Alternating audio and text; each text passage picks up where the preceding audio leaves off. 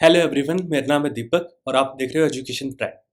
Last year IBPS में मेरी second rank रही थी और आज मैं आपके साथ बात करने वाला हूँ कि इंग्लिश के सेक्शन को आप किस तरह से अप्रोच करोगे। और ये सेशन सिर्फ प्री और मेंस या फिर स्टार्टर्स और बिगिनर्स के लिए नहीं है, ये दोनों के लिए ही है कि आपको किस तरह से एग्ज़ाम को अप्रोच करना है ताकि आप इस बार 2023 में आप अपना सिलेक्शन कंफर्म करोगे। इस बारी कोई इफ एंड बट नहीं होगा कि इस वजह से नहीं हुआ, उस वजह से नहीं हुआ, कोई एक्सक्यूज़ेज़ नहीं होंगे। आज से ही मैं बोल रहा हूँ, आपको आज से ही तैयारी स्टार्ट कर देनी है कि आज से ही मैं मेंस तक के लिए अपनी तैयारी स्टार्ट कर रहा हूँ। ये तैयारी हमारी प्री के लिए नहीं होगी, ये तैयारी होगी हमारे फाइनल सिलेक्शन के लिए। क्योंकि हम हमेशा यही गलती करते हैं लगभग कि हम प्री के लिए पढ़ते हैं। हाँ, प्री हो गया तो मेंस के लिए नहीं करेंगे, नहीं ऐसा नहीं होता है। मेंस के लिए टाइम नहीं मिलता है। आपको आज से ही आपकी फाइनल बैटल क्या है? आपकी फाइनल बैटल है सिलेक्शन। आपको 1000 प्री क्लियर करके किसी को नहीं दिखाना है, आपको सिलेक्शन लेना है।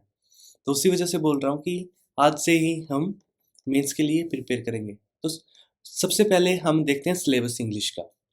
इंग्लिश का जो प्री का सिलेबस है, रीडिंग कॉम्प्रिहेंशन लगभग 10 नंबर के आएँगे, क्लोज़ टेस्ट लगभग 5 नंबर का आएगा, पैराजंबल आएँगे तो 5 नंबर के आएँगे, word uses, word swap, fill in the blanks, error detection, ये बाकी का सेक्शन है, ठीक है।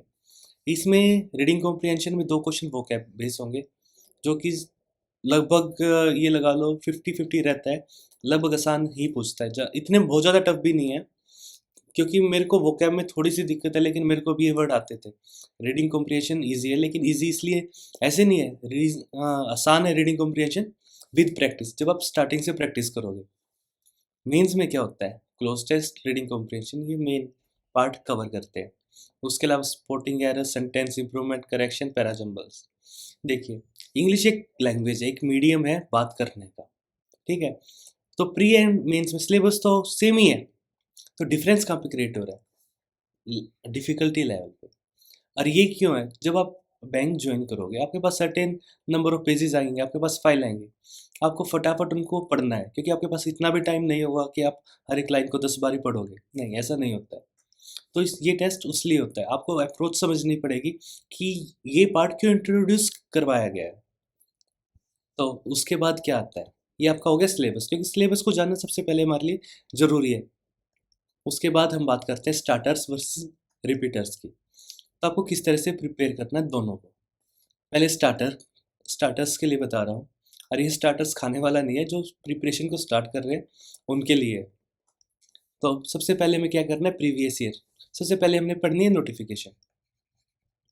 नोटिफिकेशन हमने पढ़ी कि क्या क्या सिलेबस में है, किस तरह का पैटर्न है प्री एंड मेंस का, इस तरह से। उसके बाद आपको देने 2 प्रीवियस ईयर पेपर। उसके बाद आपको पता चलेगा कि आज आप कहाँ पे स्टैंड कर रहे हो। आज मेरे इतने मार्क्स आ रहे हैं, मेरे इस एरिया में मेरे को बहुत ज़्यादा दिक्कत है। ये इस तरह के क्वेश्चन मैं कर सकता हूँ, कर रहा हूँ, लेकिन टाइम ज़्यादा कंज्यूम कर रहा हूँ। इसलिए हम प्रीवियस ईयर पेपर देते हैं। उसके बाद आपको क्या करना है, ये आप क्या, इंग्लिश नॉर्मली हम क्या बोलते हैं कि इसको 2 सेक्शन में बाँट दो, ग्रामर, वोकैब या फिर आरसी। नहीं, ऐसा नहीं है। इंग्लिश एक कंप्लीट एक लैंग्वेज है। आप इसको पार्ट्स जैसे पढ़ोगे तो आप ऑब्वियसली ग्रामर को अलग, लेकिन ये सारी चीज़ें एक साथ में प्रिपेयर होती हैं। ये अलग-अलग नहीं होती कि पहले महीने में वोकैब करूँगा, फिर मैं ग्रामर करूँगा, फिर मैं आरसी करूँगा, नहीं। ये चीज़ें मतलब एक साथ चलेंगी। ये कार के 3 पहिए, 3 व्हीलर लगा लो आप, कार तो नहीं। तो ये पहिए चलेंगे तो तीनों साथ में चलेंगे, अदरवाइज़ गाड़ी आगे नहीं बढ़ेगी। तो उसके लिए आपको क्या करना है, ग्रामर के लिए हालाँकि मैंने बुक मैं बाद में बताऊँगा आपको, नीतू मैम है, नीतू सिंह, उनकी इंग्लिश की बुक है, जिसका लिंक भी मैंने डिस्क्रिप्शन में दे रखा है। वो उससे ग्रामर का सेक्शन करना बहुत अच्छा है। उसी में वोकैब भी है और आरसी भी है उसी बुक में। साथ में आप न्यूज़पेपर पढ़ो, आज से ही स्टार्टिंग कर दो।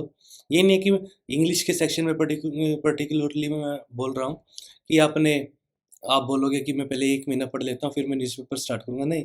जैसा भी पढ़ा जा रहा है पढ़ो, उससे आपका आरसी इम्प्रूव होगा और वो विद टाइम अच्छा होगा। जब आप ग्रामर थोड़ी बहुत पढ़ लो, आप सेक्शनल मॉक देने स्टार्ट कर दीजिए। जैसे आपने नाउन पढ़ा, नाउन का सेक्शनल मॉक दे दिया, ठीक है?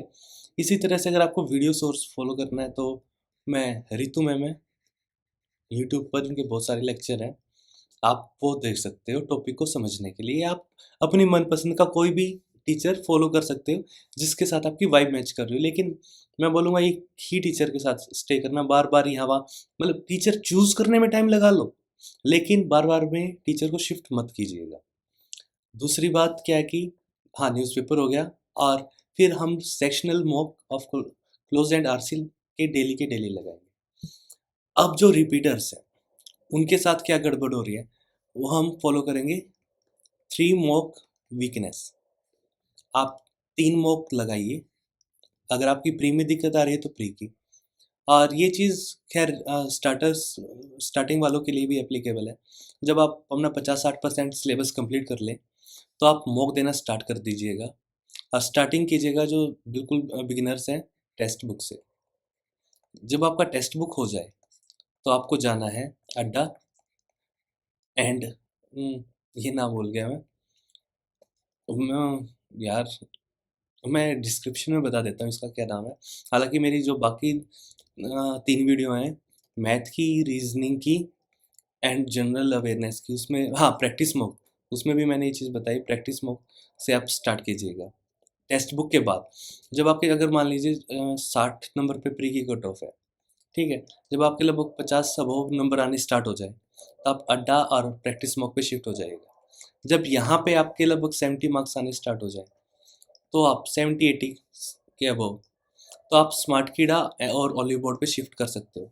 लेकिन एक चीज़ का स्पेशली ध्यान रखना कि आपके नोटिफिकेशन आने तक, अगर आप आज से तैयारी स्टार्ट कर रहे हो, आपके इन टेस्ट सीरीज के एक भी paper, previous year मॉक्स, IBPS, RRB, SBI, इनके प्री मेंस का एक भी मॉक बचना नहीं चाहिए। नोटिफिकेशन तक आप वो सारे ख़त्म कर दोगे, तभी आप ये बोलोगे कि हाँ भाई, आ जाए कैसा ही पेपर, मैं सिलेक्शन लेके दिखाऊंगा, चाहे कितना आसान आ जाए, चाहे कितना मुश्किल आ जाए, मेरा सिलेक्शन श्योर, मैं कह सकता हूँ मेरा सिलेक्शन पक्का होगा। तभी हो पाएगा जब आप इतनी प्रैक्टिस करोगे, क्योंकि टीचर आपको सिर्फ एक गाइडेंस देता है, उसके बाद जो मेन है ना वो चीज़ होती है आपकी सेल्फ प्रिपरेशन, आपकी प्रैक्टिस, आप कितने मॉक देते हो।